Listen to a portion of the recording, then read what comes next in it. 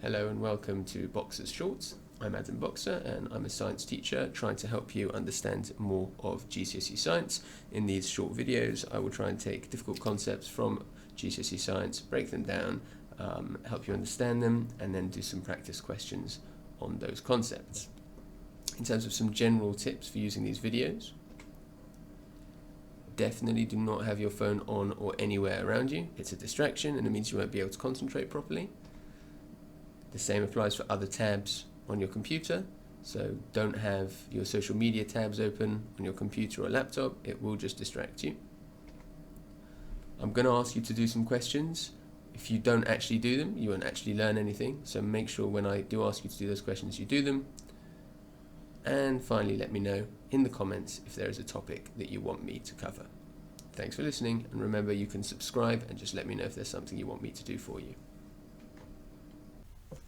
Alright, today we're going to look at work done and the equation that governs work done. Now, in your syllabus, this actually doesn't come up till a bit later, but I wanted to do it now because I think actually it's quite important in sort of understanding the whole of energy, and especially this word here, work, and also some of the later energy equations that we're going to do, I'll show you, are really just kind of complicated variations of this fairly simple equation. So the first thing to do is to figure out what this means by work done. Now, in the world around you, what work means is like your job or something that you do. In physics, work done means energy transferred. Broadly, they are one and the same. And in fact, in a lot of places, you see energy defined as the ability to do work or the capacity to do work. So this work done here really relates to everything that we've spoken about already. Now, what the work done equation does is it mashes together two areas of physics. It mashes together the area of physics involving energy, and it smashes that up with the area of physics involving forces. Now, you've probably, depending on the way that your teachers at school are doing it, but you've probably not really studied forces at GCSE yet. You will have done it at Key Stage 3, normally in Year 8 or Year 9, maybe in Year 7, whatever. Doesn't really matter. Forces is pushing, pulling, twisting, things moving against each other, normally in contact, but often not in contact with each other. And energy is everything that we've been speaking about until now. Forces you'll understand more in greater depth later on. For the minute, our understanding can be very basic indeed, and it can just be focused around the fact that it's about pulling or pushing things or moving them around. The equation for work done then is really simple because it deals with, let's say I've got an object and I pull it this way.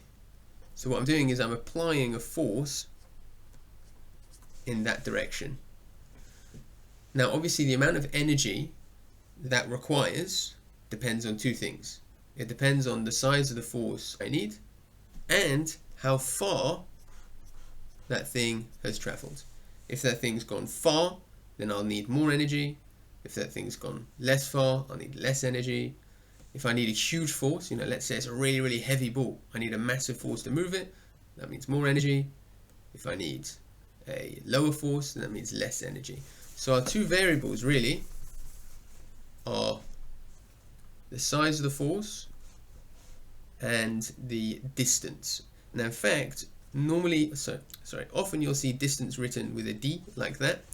In physics, generally, we're going to write it at the moment with an S. Why are we writing it as an S? Well, that will only become clear to you later on in the course, because really it's about distance but also in a straight line. Don't worry too much for the minute, just get used to this little s, it's a lowercase s, being the distance component of this equation. So if force goes up, work also goes up, i.e. if you use more force, you've used more energy. If your distance goes up, your work also goes up. If you've had to move the thing further, then you've used more energy. We combine that into an equation that just gives me W equals F times S. So if F goes up, W goes up. If S goes up, W goes up. That's how the equation works. It's pretty straightforward. And in words, we write work done equals force times distance. And really this is distance in the direction of the force. So it's not just any old distance, it's distance in the direction of the force. Our unit, work done, is energy, so it's going to be in joules, force, newtons, distance, meter. There is a simple introduction to that equation.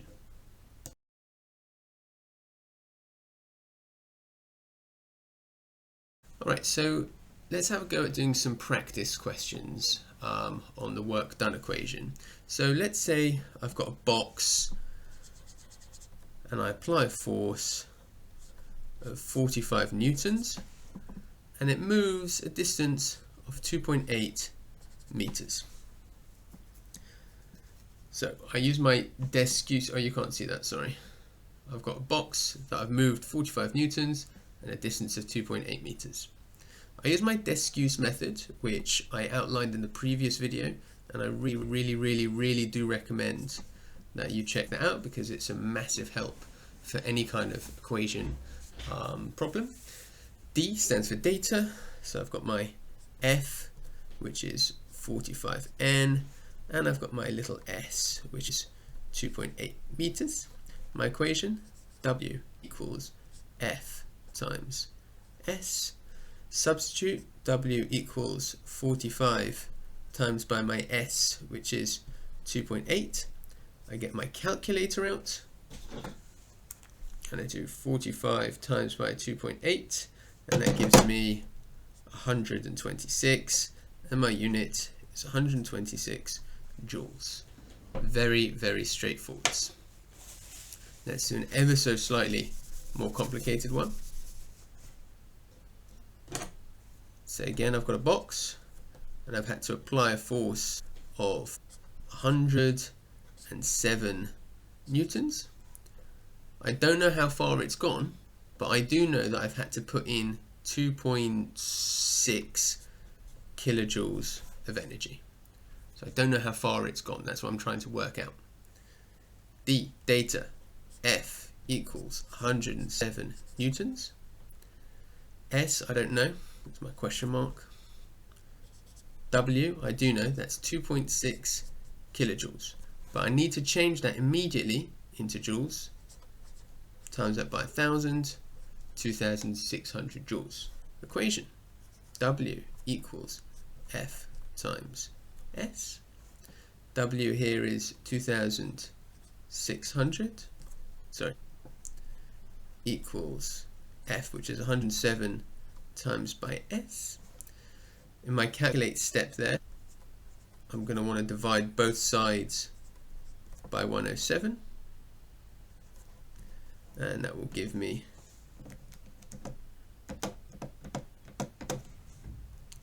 24.299, and then my unit 24.299 meters, because I've just worked out the distance.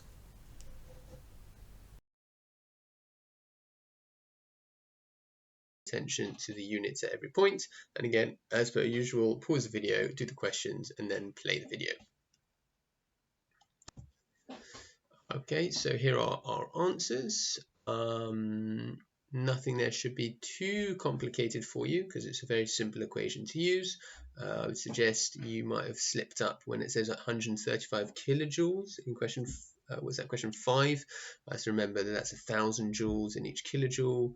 And then the energy dissipation questions might have caught you a bit, but again, there's nothing there that you don't know. As ever, thank you for listening, and do feel free to subscribe and let me know if you have any particular topics that you want me to cover. And a reminder that the questions that I've used here are adapted from Ruth Walker's blog, and there is a link to that in the description. Thanks and bye.